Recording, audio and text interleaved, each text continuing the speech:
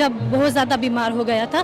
PGI उसे refer किया गया, 4 महीने का था, लेकिन मालिक ने इतनी दया मेहर रहमत की कि हमने उसे प्रसाद खिलाया ड्रिप के ज़रिए और आज वो नॉर्मल है और घर पे तंदुरुस्त है। नहीं तो नमस्कार दोस्तों, द फैक्ट टाइम में आपका स्वागत है। हम पहुंचे हैं डेरा सच्चा सौदा संस्था में। यहाँ पर आने वाले लोगों से उनका अनुभव जानने की कोशिश करते हैं कि उनका अनुभव कैसा है डेरा सच्चा सौदा संस्था वसंत जी के साथ। नमस्कार मैम, आपका शुभ नाम? मेरा नाम नीलम, कहाँ से आए हो मैम? प्यार नगर से। मैम कितने समय से आप जानते हो इस संस्था को, डेरा सच्चा? एक्चुअली जो हमारा परिवार है लगभग 3 पीढ़ियाँ बाबा मस्ताना जी के टाइम से हमारा परिवार जुड़ा हुआ है डेरा सच्चा सौदा से, और तब से लेके हम यहाँ डेरा सच्चा सौदा आ रहे हैं। कैसा लगता है मैम यहाँ पर आकर? बहुत अच्छा लगता है, मन को शांति मिलती है, संतुष्टि मिलती है और श्रद्धा विश्वास के साथ जो भी मांगते हैं मालिक हर मांग पूरी करता है।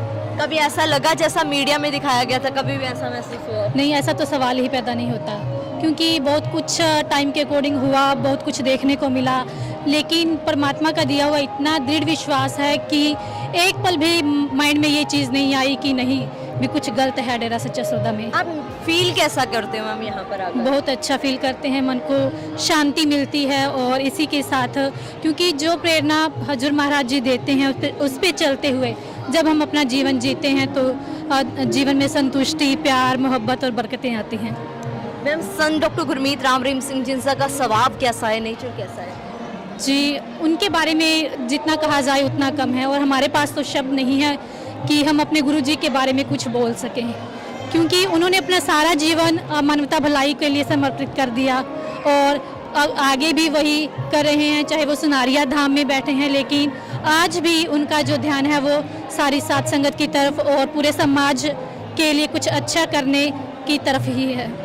मैम क्या आपको क्या लगता है, आपकी मतलब आस्था विश्वास क्यों जुड़ी है? मतलब ऐसा आपकी ज़िंदगी में क्या बदलाव आया, क्या आपको लगता है मतलब जो आप पब्लिक को बताना चाहो? एक्चुअली बहुत सारी बातें ऐसी होती हैं जिसे हम मिरेकल कहते हैं, चमत्कार कहते हैं, और जैसे मैंने आपको बताया कि जो हमारा परिवार है लगभग 3 पीढ़ियों से जुड़ा हुआ है और हाल ही में जो मेरा भतीजा बहुत ज़्यादा बीमार हो गया था, पीजीआई उसे रेफ़र किया गया, 4 महीने का था, लेकिन मालिक ने इतनी दया मेहर रहमत की कि हमने उसे प्रसाद खिलाया ड्रिप के ज़रिए और आज वो नॉर्मल है और घर पे तंदुरुस्त है। नहीं तो डॉक्टर ने कह दिया था कि इसको जेनेटिक्स बीमारी है, शायद कभी ठीक नहीं होगी। तो ऐसी बहुत सारी बातें हैं जो कहने सुनने से परे होती हैं। जब हम गुरु मंत्र का जाप करते हैं, जब सच्ची श्रद्धा से सत्संग सुनते हैं, लंगर खाते हैं, तो वो जो हमारे जो कर्म चक्र हैं वो हमें पता भी नहीं चलता कि सतगुरु मालिक कैसे काट देता है। मैम संत जी ने पब्लिक के लिए, लोगों के लिए क्या काम किया है? एक्चुअली हर एक जो भी गुरु पीर फकीर सच्चा है उसका काम समाज का भला करना ही है, और अगर मैं डेरा सच्चा सौदा की बात करूं तो बहुत सारे मानवता भलाई के कार्य हैं जो यहाँ हमेशा किए जाते रहे हैं, चाहे वो सफाई अभियान है, चाहे वो ब्लड कैंप है, चाहे वो किसी भी स्वास्थ्य को लेकर जो time to time checkup camp लगाया जाता है, या जो सुख दुआ समाज है उनकी भलाई करना। इसी के साथ साथ जो वैश्यवृत्ति में जो लड़कियां अपना जीवन गुजार रही थी उनको वहां से बाहर निकाल के बेटियां बनाकर उनकी शादी करना।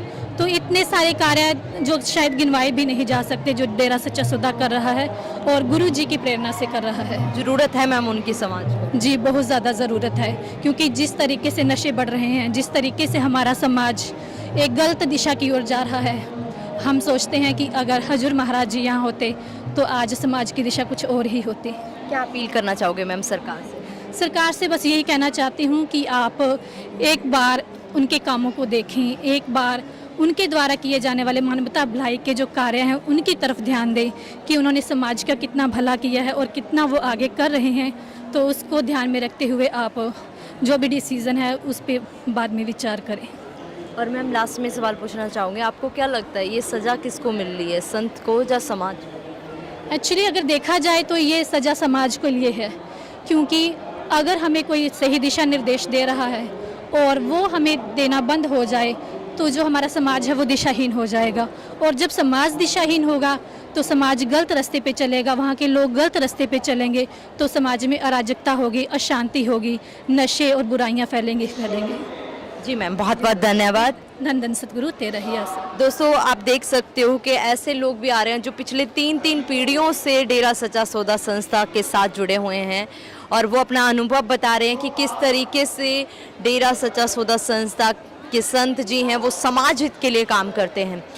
4 सालों से 5 सालों से वो उस तरीके से प्रेजेंट नहीं है समाज में, तो उससे समाज का नुकसान हो रहा है। तो बेसिकली इनका मानना है कि सजा समाज को मिल रही है। आप भी देखते रहिए जनता की आवाज़ द फैक्ट के साथ। बहुत बहुत धन्यवाद।